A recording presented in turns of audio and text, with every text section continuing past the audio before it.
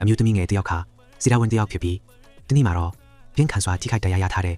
မာဖီးယားခေါင်းဆောင်တယောက်ကိုလူရွှဲနေရတစ်ခုမှာကုသပေးနေခဲ့ပါတယ်။တရားကအရန်အရေးကြီးတဲ့နေရာမှာရှိနေလို့ကုသဖို့အတွက်မထင်မနေသူ့ရဲ့ဖောင်ပြီးကိုဖြုတ်ရပါတယ်။အဲ့ဒီအချိန်မှာပဲမာဖီးယားဘော့စ်က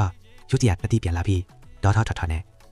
ငါအဝတ်စားကိုဘာလို့ဖြုတ်ထားတာလဲလို့အော်ဟစ်လိုက်ပါတယ်။အမျိုးသမီးဆရာဝန်ကကြောက်လန့်သွားပြီးတုံးလုံးနေချိန်မှာပဲမာဖီးယားဘော့စ်ကပြန်လဲမူမေးသွားခဲ့ပါတယ်။သူနောက်တစ်ခါမျက်လုံးဖွင့်တဲ့အခါအဲ့ဒီဆရာဝန်မလေးကတော့မရှိတော့ပါဘူး။ဒါကိုသိတဲ့မာဖီးယားဘော့စ်ကအရန်ဒေါ်ထွက်သွားပြီးအဲ့ဒီမိန်းကလေးကိုငါမထင်မနေရှာထွင်ခဲ့လို့ကတိပြုနေပါတယ်။အဲ့ဒီအချိန်ကပြိုင်နေမှာပဲအမျိုးသမီးဆရာဝန်စီကိုဖုန်းခေါ်လာပါတယ်။သူမအရန်ချစ်တဲ့အဖွားကကွဲလွန်သွားပြီဆိုတဲ့သတင်းပါ။ငိုယူပြီးချက်ချင်းအိမ်ပြန်လာတဲ့အခါတကားပေါက်မှာပဲသူမရဲ့လိမ်မမနေဖူးတဲ့အမကလမ်းပိတ်လိုက်ပြီးအဖွားတေးသွားတာမင်းကြောင့်ပဲဆိုပြီးအပြစ်မဲ့တဲ့သူမကိုလိန်ညာဆွဆွဲလိုက်ပါတယ်။အဲ့ဒီအချိန်မှာဖခင်မရောက်လာပြီးဒေါ်သားဖြင်းထန်စွာနဲ့သမီးကိုမိသားစုကနေဖြုတ်ချလိုက်ကြောင်းကြွေညာလိုက်ပါတယ်။အမျိုးသမီးကရုံးမချိုးဖျက်ခတ်လိုက်ကြသလိုဖြစ်သွားပါတယ်။ဒါအလုံးကိုတော့မာဖီးယားဘော့စ်ကအဝေးကနေမြင်နေရပါတယ်။အဲ့ဒီအခိုက်အတန့်မှာပဲ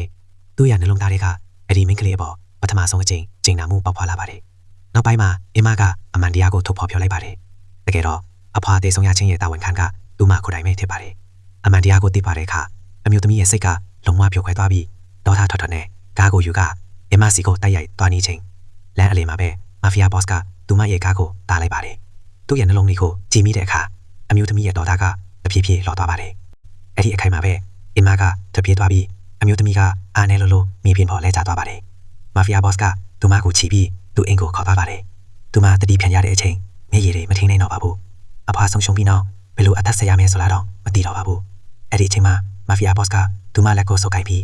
မင်းရဲ့အဖြစ်အကန့်မင်းကိုအပြန်အလှန်တရားများတာအောင်ငါကူညီပေးမယ်လို့ပြောလိုက်ပါတယ်။အစမှာတော့သူမမလက်ခံချင်ပါဘူး။ဒါပေမဲ့အဖွားအတွက်ဆိုပြီးနောက်ဆုံးမှာတော့သဘောတူလိုက်ပါတယ်။ဒီချိန်မှာပဲမိဘတွေကအမွေအနှစ်အတွက်လင်ညာတွေဝန်စားတဲ့လူပြီးအမရဲ့မွေးနေ့ပါတီမှာအမျိုးသမီးကိုလူအများရှေ့မှာအဖြစ်တင်ဖို့စီစဉ်ထားကြပါတယ်။အမျိုးသမီးကဒေါ်တာထွက်ပြီးဖခင်နဲ့ထိတ်တိုက်ရင်ဆိုင်လာတဲ့အခါအမကထပ်ပြီးဇလန်းလေစာကအားလုံးကိုယုံကြည်စေလိုက်ပါတယ်။သူမလုံးဝချိုးဖျက်ခံနေရတဲ့အချိန်မှာပဲအပေါ်ကိုမော့ကြည့်လိုက်တော့မာဖီးယားဘော့စ်ကသူမရဲ့နောက်မှာရန်နေရာကိုတွေ့လိုက်ရပါတယ်။